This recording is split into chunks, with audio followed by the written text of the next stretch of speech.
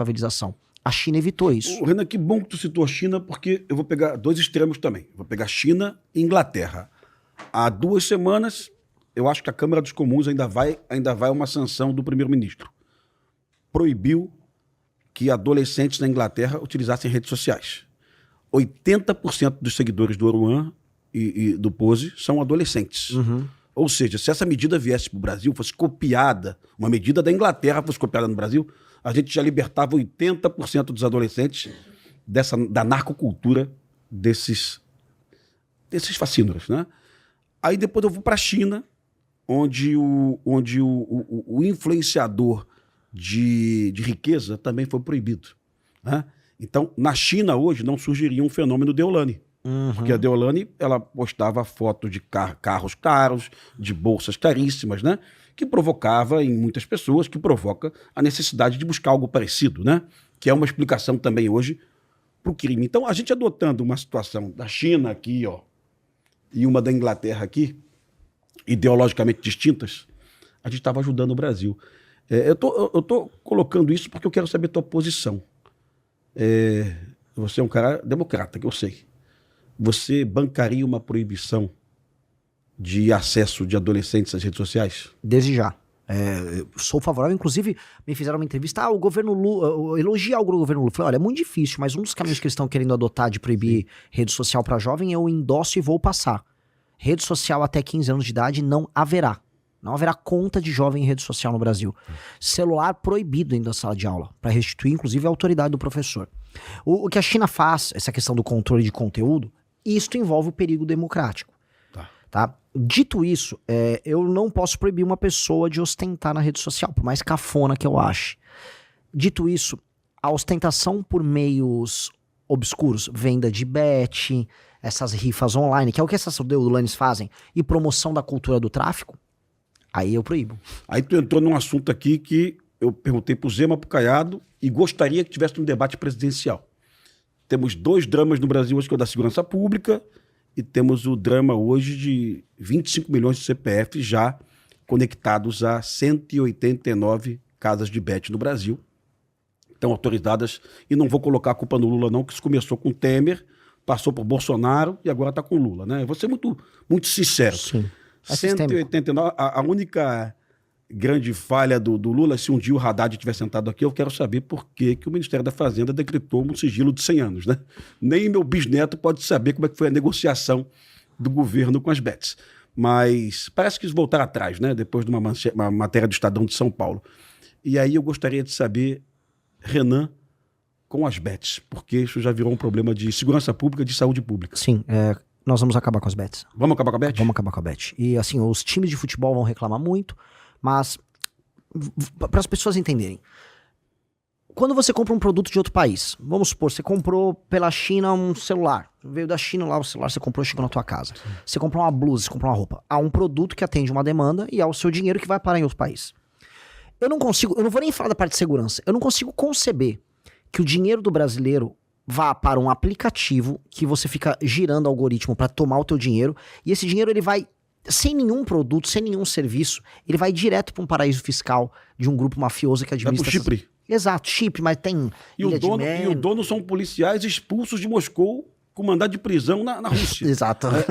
Que não conseguiram abrir essa mesma bet na Inglaterra, nem na Itália, nem na França, mas conseguiram estabelecer essa bet no Brasil. E vou te falar, o que esses caras fizeram no Brasil? Por que ninguém conseguiu derrubar? Porque foi o Centrão que comprou as bets. Veio a discussão, você não lembra, que queriam legalizar cassino no Brasil. Quem foi esse deputado? Ciro Nogueira, Antônio de Rueda. São esses caras. Esses que depois ficaram apaixonados pelo Vorcaro. Sim. Então, são esses caras. E esses caras começaram, especialmente o Ciro Nogueira, com o lobby dos cassinos. E veja, eu não tenho nada contra cassinos físicos, criar locais para receber turismo e tal. Uruguai tem, funciona, Las Vegas tem. Eu acharia pegar o sertão, o Nordeste, fazer alguma coisa similar a uma Las Vegas, acho super legal. Cassino físico, que tem hotel, restaurante. Resort. Tá tudo bem. Eu sou favorável. Não vejo problema. Agora, o cassino online, não. Então, a discussão começa com o cassino físico e ela vai parar no cassino online. E aí, o cassino online é apenas um meio de apropriação de dinheiro por parte de pessoas que não têm nenhum tipo de educação financeira. E aí, você põe... É basicamente um duto. É como se tivesse um duto saindo do seu celular, tirando o seu dinheiro e mandando para um paraíso fiscal. E aí você começou a ter as bets gringas, o jogo do tigrinho, etc. E veio agora com bets brasileiras que financiam políticos. E esses políticos são muito influentes junto aos governos. E os governos ficam na mão do centrão. Isto precisa ser... Isso, assim, e é uma taxação baixíssima, viu? Baixíssima. O Brasil vai arrecadar esse ano com bet 9 bilhões de reais. A Inglaterra vai arrecadar este ano com bet 28 bilhões de reais, né? Sendo que a Inglaterra tem 4 vezes mais apostado. O Brasil tem 4 vezes mais apostado que a Inglaterra. E tem uma coisa do inglês. Há algumas pessoas que são viciadas crônicas em apostas. O mundo das apostas surge na Inglaterra, mais do que nos Estados Unidos. Foi na Inglaterra que surgiu. Dito isso, as pessoas são economicamente ativas e são capazes de se autossustentar na Inglaterra. No Brasil, as pessoas mais pobres estão mais viciadas em bet. Mais vulneráveis. Então, por quê? Você tem um abuso que acontece sobre essas pessoas. É um abuso intelectual que há sobre a camada mais Agora, popular Renan, da população. pensa no seguinte, cara. A Rede Globo tá com a bet dela, o Cazé tá ganhando bilhões com bet e viciando centenas de milhares de brasileiros. E quem tá hoje numa linha de frente para falar de bet hoje é Caetano Veloso, Chico Buarque e Gilberto Gil. Vamos ser sinceros nessa questão. Que bom.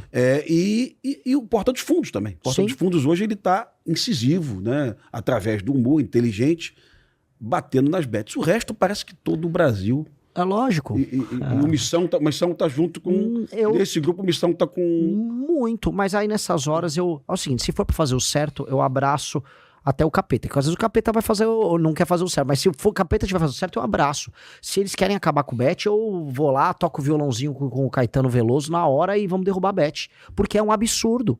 É um absurdo. E o problema que eu vejo a direita não comprando esse assunto, porque a direita gosta muito de rede social. E os maiores nomes de rede social no Brasil são vendedores de bet. Virgínia Fonseca, a mulher mais famosa de rede social no Brasil, vendedora de bet. Ela precisa disso. Ela é multimilionária, ela precisa vender Blaze pras pessoas. Vou perder voto no que eu vou falar agora. Neymar. Perdeu o jogo pra Noruega. Qual foi o primeiro post do Neymar? Agradecer os seus seguidores, agradecer a população brasileira. Ele pediu pras pessoas irem pra Blaze. Pô, eu acho uma pessoa bilionária na posição dele. E aí, como a direita é feita de influenciadores, a direita não fala do assunto. Nós falamos. Só que eu pago um preço por isso. Porque agora eu falei isso, vai ser publicado o vídeo e vai vir um fã do Neymar. Você não ganhou uma Champions, Renan. Você não tem o direito de falar. Eu tenho o direito de falar. Porque eu acho que isso é um abuso sobre as pessoas mais pobres do nosso país. É um abuso intelectual ferrado. É a favelização mental em outras áreas. É a ideia de abuso. Assim, eu não tô nem ligando se você me segue. Eu vou usar e abusar de você da maneira mais reles possível. Enfiar sabe, uma pessoa mais pobre, um jogo do tigrinho, um Blaze, isso é sórdido. Isso é sórdido. A pessoa não tá comendo proteína enquanto ela tá jogando aquilo. A pessoa não tá estudando. É mal. Isso é apenas maldade pura e simples. Nós não somos a Inglaterra. Essa não é uma discussão sobre liberdade de apostar numa bet. Eu visitei alguns lugares mais pobres do Brasil, Melgaço, no Pará. As pessoas não têm liberdade em Melgaço. As pessoas não têm comida em Melgaço. As pessoas têm doenças parasitárias que fazem com que elas fiquem desse tamanhico aqui em Melgaço. Essas pessoas não podem apostar em bet. Quando a mulher mostrou o celular dela, tinha 8 filhos, duas das filhas delas grávidas na adolescência, um já preso. Mas ela tinha lá o aplicativo do tigrezinho lá, o Tiger, não sei o quê, do jogo do tigrinho, no celular dela. Como é que pode um negócio desse? Como é que pode político aceitar isso? É porque a política no Brasil se tornou cínica e má. A política no Brasil é má. E nós vamos simplesmente falar o óbvio. Olha, isso aqui é mal, isso aqui não pode ser feito. E eu fico assustado que as autoridades políticas no Brasil não tratem desse tema. Perfeito. O Cajueiro, só primeiro... joga em bet, irmão? Tu joga em bet, Cajueiro? Não, não jogo, não. O gancho dessa situação que foi tratada agora. Nós não temos cassinos, né? Proibidos, mas autorizam bets? Pô, como é que pode um negócio desse? Cassino no Brasil foi proibido pelo presidente Dutra em 46, de lei 9.215, né? Em nome da moral dos bons costumes. Foi isso mesmo, exatamente isso. Então proibiu o cassino e hoje temos algo como distribuição de renda, né? Tirar dinheiro do pobre e jogar para o Neymar e para a Virgínia, né? Hã? Reza a lenda que por pressão da esposa dele, exatamente. Era muito religiosa, inclusive. Exatamente, reza a lenda. E pra gente ver como é que eram outros tempos. Quem dera fosse isso o problema. Quem dera fosse isso o problema moral do Brasil.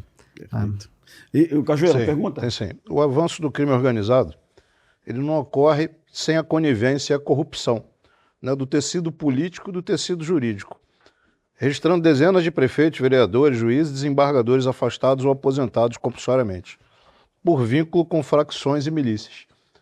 As leis que nós temos que mudar só são mudadas pelos deputados federais e senadores, que a lei penal está agregada a esses caras, não tem distribuição de lei pelos estados, né?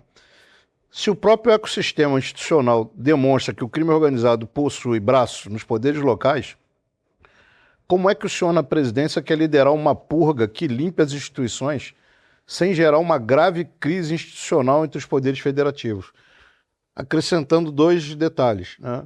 A última pesquisa que eu fiz a respeito, o camarada consegue produzir ali 1 quilo de pasta base de cocaína, Bolívia, Peru, em Colômbia, $650. E revende esse mesmo quilo na Europa e Estados Unidos por $65 mil. Está revendendo por mais do que isso depois que os Estados Unidos entrou no circuito ali de controle do Caribe, Atlântico e tal. Já disseram que chegou na Europa a 80 mil euros, esse mesmo quilo malhado, né, e distribuído para o consumo no varejo. E acrescentando ainda outra, uma parte que eu não vejo ninguém discutir em lugar nenhum. O que leva tanta gente a procurar droga? É falta de visão do mundo, é depressão, é descrédito, é falta de um norte, de ídolos. Então eu queria que o senhor comentasse isso e como é que o senhor pretende tentar fazer essa purga, né? Com a complementação de que o Brasil hoje é o maior hub de cocaína do mundo, né? A cocaína que vai para a América normalmente sai pelo Equador, né? A que vai para a Itália, França, Portugal, Inglaterra, Holanda. Espanha, Holanda, Bélgica é a cocaína que sai da Rota de Solimões, né? Que não dá para chegar na Rota de Solimões sem o Exército Brasileiro, impossível, tá? E sem a Marinha do Brasil também. Sim. Estamos falando aí de uma rota de 3.000 quilômetros, né? Então, assim, gostaria que complementasse. E mais uma questãozinha que ele falou do judiciário e ele falou do juiz aposentado, mas você levantou a bola, tu falou bem do Dino aqui no início, né? Falou bem do Dino. E eu acho que o Dino acabou com essa questão da aposentadoria, ou está tentando acabar com essa do juiz aposentado pela prática de crime, né? Então nós temos a questão do penduricalho, temos a questão das emendas que ele está atuando hoje, inclusive, né? Na questão os partidos devem identificar a origem das emendas, né? E tem uma questão também do juiz não aposentar mais na prática de crime. Tu não vê isso de forma positiva, não? Renan? Vejo. Inclusive, eu fui intimado pelo Dino. Vou começar do final e até chegar em você. Eu tô dando entrevista que são super perguntas. E eu, às vezes, eu me perco, me corrijo. Falei, Renan, não respondeu essa parte, porque às vezes eu acabo esquecendo. Começou pelo fim. Eu fui intimado por ele porque há 21 partidos políticos que têm representação no Congresso, o partido qual eu presido, que a missão está, né? Eu tenho o Kim, que é deputado, e o Dino mandou a intimação, e a intimação quer saber se o presidente do partido interfere, como interfere, quais são os critérios das emendas, por que um município, por que não outro município. As perguntas são todas muito pertinentes, porque o Dino, e sabe-se, Brasília toda sabe, ele tem pelo menos 64 casos que pegam basicamente toda a elite política do Congresso Nacional que desvia as emendas do orçamento secreto. Todo mundo sabe que os políticos e o grupo deles fica com 30% a 40% do valor das emendas do orçamento secreto, da emenda PIX, Brasil afora. Então é muito dinheiro. Se a gente vai falar que hoje a emenda é mais de 60 bilhões de reais, se a gente falar que uma parte importante... Assim, não é que 30% a 40% do montante total, que tem a emenda obrigatória, e tem uns políticos que não são ladrões, que não vão desviar a emenda. Mas vamos falar que no mínimo 10 bi aí, todo ano, some. É um valor assustadoramente alto. Assustadoramente alto. Ele vai trabalhar isso, e eu já lancei o desafio. Falei, não apenas vou colaborar, vou responder em vídeo. O Dino, não vou apenas responder em papel, vou responder em vídeo, eu e o Kim, para mostrar como é que funciona o partido, quais são os critérios que o nosso partido vai adotar para isso, e jogar um desafio para os demais partidos, inclusive sugerir colaboração com ele. Olha só, as emendas, que é o projeto nosso de lei de responsabilidade gerencial, elas têm que ser contingenciadas à aplicação de uma política pública que dê resultado. Então, se você mora num município que não tem saneamento básico, você tem que ter um plano de saneamento básico, e a emenda só vai poder ir para aquele município ou para o plano de saneamento básico ou para uma melhoria, por exemplo, na área de educação. E aí, se o prefeito bate aquela meta, ele pode receber mais emenda. Se ele não bate aquela meta, ele perde o direito político dele. Ou seja, acaba com aquela ONG do futebol que recebeu uma emenda para comprar bola de futebol que a gente não sabe. Ou como tem, por exemplo, no Maranhão, você tem os bloquetes. Você tem vários políticos que eles têm as suas... Vamos dizer, pegam uns grupos que fazem o bloquete, que é tipo um paralelepípedo e vagabundo. E aí eles ficam eternamente recapeando ruas. e aí eles são donos da empresa, eles rapicapeiam, a rua estraga em 1 ano, e eles botam de novo, este deputado ajudou, e ficam eternamente reinaugurando as ruas que eles mesmos destroem. Então, é muita roubalheira que tem em cima disso. O Flávio Dino tá andando nessa área, eu parabenizo ele. A parte toda também de enfrentamento penduricalhos, eu vou fazer isso via projeto de lei. Eu acho que o Congresso tem que interferir nessa atividade do Judiciário e espero contar com a colaboração dele. Por enquanto, nessas áreas, eu acho que a atuação dele é meritória. A questão também dos juízes condenados. Com certeza. E é meritória. Ele tá atuando numa área... mas ele tem interesse político. Eu tenho interesse político também. Eu quero ser presidente da República. Eu quero fazer o certo com o meu interesse político. Então, se ele estiver colaborando por aqui, eu vou colaborar com ele e ele pode ser um aliado nesses temas. Mesmo sendo de uma visão de mundo à esquerda diferente da minha. Que eu, honestamente, se você tá roubando emenda à direita e à esquerda, eu não quero saber, eu quero prender você. E se ele tá com essa visão, eu tô com essa visão também. Eu acho muito burro por parte da direita, ou da esquerda também, ficar preso nessas discussões idiotas, quando a gente pode só colaborar no que interessa. Isso aqui é claramente um tema de colaboração. Claramente. Voltando agora, indo para as perguntas... que eu, honestamente, eu já esqueci um pedaço delas. Primeiro falando do lucro, né? Que é um negócio extremamente sim. Né, $600 rentoso, pra né? De $650, 1 quilo de pasta base de cocaína se transforma em $65 mil malhado. Para quem não conhece o termo malhado, é misturado com qualquer pó branco. Talco, farinha, né? Farinha. Pode ser Farinha de trigo. mármore, farinha de trigo. E uma outra questão que dificilmente se vê debatida em algum lugar: o que está levando a humanidade a tanto consumo de drogas? É falta de quê? Eu acho que a humanidade sempre se drogou. E é verdade. Assim, os citas utilizavam maconha na Idade do Bronze. Idade do Bronze não, um pouquinho depois da Idade do Bronze. Mas os citas utilizavam maconha, drogas e entorpecentes mais diversos já foram utilizados, inclusive, de maneira religiosa. Acho que o ser humano é um ser curioso e isso existe quase como uma constante. E hoje, como existe um volume gigantesco de pessoas procurando se divertir, elas acabam se entretendo. Gostaria que não usasse? Gostaria. Gostaria que as pessoas não tivessem drogas que destroem elas? Com certeza. Dito isso, eu acho que isso é uma constante. É uma constante. Eu acho que dá pra coibir a maior parte dessas drogas, dá pra incentivar as pessoas a terem comportamentos com o corpo delas melhor, o autocuidado, e você ter, vamos dizer, eu vou colocar aqui, você ter a sua expansão mental, a tentativa de ter experiências diferentes sem precisar do entorpecente. Eu sou músico, então eu consigo, através da música, tocando, fazendo improviso, participando de um show, consigo ter experiências muito melhores do que qualquer coisa que a pessoa possa ter. E acho que uma pessoa consegue isso com a endorfina do esporte. Então, sem moralismo, porque eu não sou moralista, eu me preocupo com o tema. Acho que no mundo que as coisas estão deixando de fazer sentido, as drogas serão um problema maior, até porque as pessoas vão ficar cada vez mais em casa, os trabalhos vão ser cada vez mais digitais, mas eu fazer uma análise, vamos dizer, do aumento do consumo, eu acho muito complicado porque o ser humano usa drogas desde sempre. Desde sempre. E os vestígios, os relatos das mais diferentes culturas do mundo todo são os mais diversos. São até, alguns até curiosos. Sobre essa questão da diferença de valor da produção da pasta base até a exportação, é ali que eu encontro o sucesso do método do PCC. O PCC começa nas prisões, depois ele vai para os roubos de carro, vai para o tráfico de drogas, e aí ele entende que o tráfico internacional de drogas é o negócio. E que repassar isso para a Europa ou para outros continentes é o grande business. Você tem uma diferença ali que significa lucro para esses caras, que permitiu que eles tornassem operações monumentais. Eles têm a Copap, tiveram uma distribuidora de combustível. Você montar uma operação de combustível é uma operação gigantesca. Eles montaram a operação de combustível, eles montaram uma operação política, eles montaram uma operação colossal com armeiros perdidos ao redor do Brasil, fornecendo equipamento para roubo, que foi baseada nesse faturamento. E eu acho que hoje, quebrar o PCC passa por quebrar esse método de pegar a droga que é produzida nessas outras nações da América do Sul e enviar para a Europa. Na reunião que eu tive com os embaixadores, o embaixador da Holanda, e o representante não era da Itália, foi o da Holanda. A Holanda foi assim, muito categórico sobre, olha, vocês estão mandando muita droga pra gente, a gente precisa brecar isso aqui. E ter uma cooperação internacional, com a Europa em especial, onde a gente repassa a droga, mas um dos planos nossos que está no nosso livro de propostas, que é o livro amarelo, é criar uma força comum, uma força-tarefa junto com as nações da América do Sul para a destruição do narcotráfico. E eu tenho certeza que os Estados Unidos veriam com bons olhos isso. Acho que dá para fazer uma super cooperação para a gente destruir as facções criminosas na Bolívia, no Brasil, Paraguai, Colômbia, pra gente retomar também território nesses lugares e libertar a América do Sul. O Renan, os colegas da direita. Se você gostou do vídeo, não se esqueça de se inscrever no canal e ativar o sininho das notificações. O futuro será glorioso.